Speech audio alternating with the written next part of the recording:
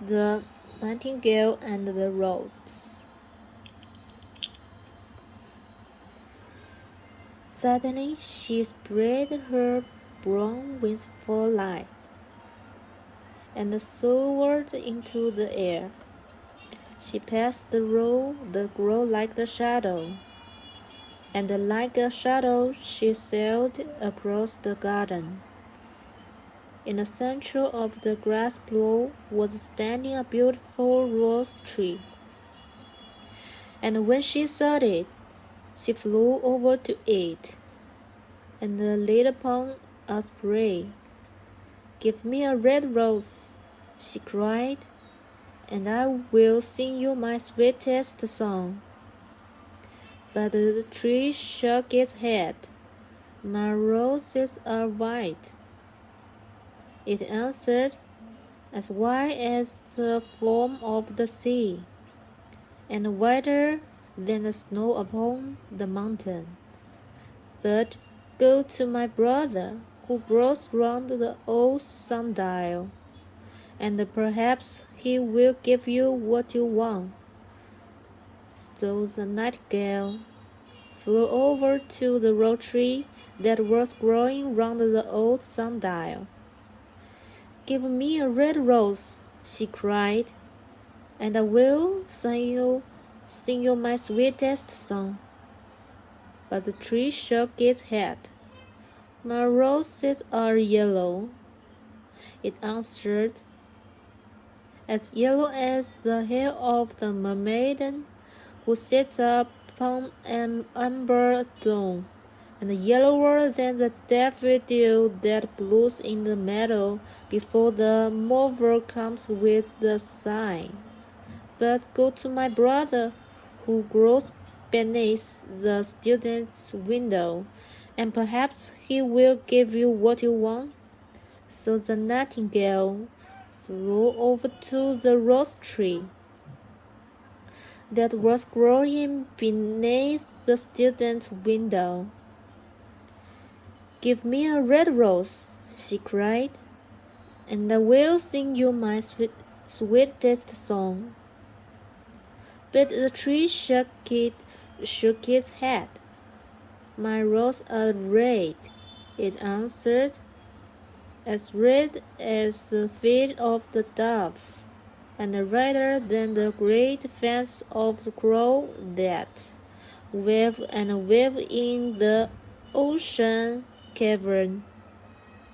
But the winter has chilled my veins, and the frost has nipped my buds, and the storm has broken my branches, and I shall have no rose at all this year.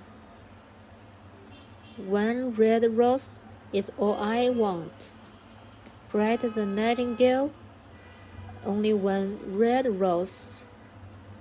Is there no way by which I can get it?" "There is a way," answered the tree, "but it's so terrible that I dare not tell it to you." "Tell it to me," said the nightingale. "I'm not afraid." "If you want the red rose," said the tree, "you must build of music by moonlight, and study with your own heart's blood. You must sing to me with your breast pressed against the dawn. All night long you must sing to me, and the song must pierce your heart, and your lifeblood must flow into my veins and become mine." The Nightingale and the Rose. Suddenly she spread her brown wings for flight, and soared into the air. She passed the road that grew like the shadow, and like the shadow she sailed across the garden. In the center of the grass plot was standing a beautiful rose tree, and when she saw it, she flew over to it, and lit upon a spray. "Give me a red rose," she cried, "and I will sing you my sweetest song." But the tree shook its head. "My roses are white," it answered, "as white as the foam of the sea, and whiter than the snow upon the mountain.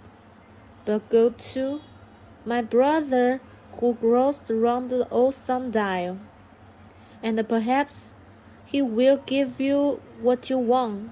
So the nightingale flew over to the rose tree that was growing round the old sundial. "Give me a red rose," she cried, "and I will sing you my sweetest song." But the tree shook its head. "My roses are yellow," it answered, "as yellow as the hair of the maiden who sits upon an amber throne, and yellower than the daffodil that blooms in the meadow before the mower comes with its scythe. But go to my brother who grows beneath the student's window, and perhaps he will give you what you want." So the nightingale flew over to the rose tree that was growing beneath the student's window. "Give me a red rose," she cried, "and I will sing you my sweetest song." But the tree shook its head. "My roses are red," it answered, "as well as red feet of the dawn, and redder than the great fans of coral that wave and wave in the ocean cavern. But the winter has chilled my veins, and the frost has nibbled my buds, and the storm has broken my branches, and I shall have no roses at all this year." "One red rose is all I want," cried the nightingale. "Only one red rose. Is there no way by which I can get it?"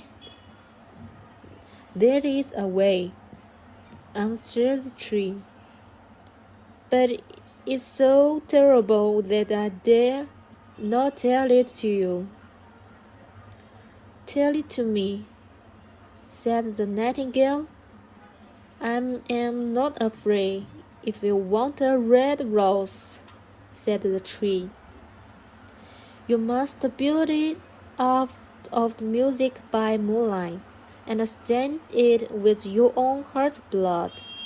You must sing to me with your breast against the throne. All night long you must sing to me, and the throne must pierce your heart, and your life blood must flow into my veins and become mine."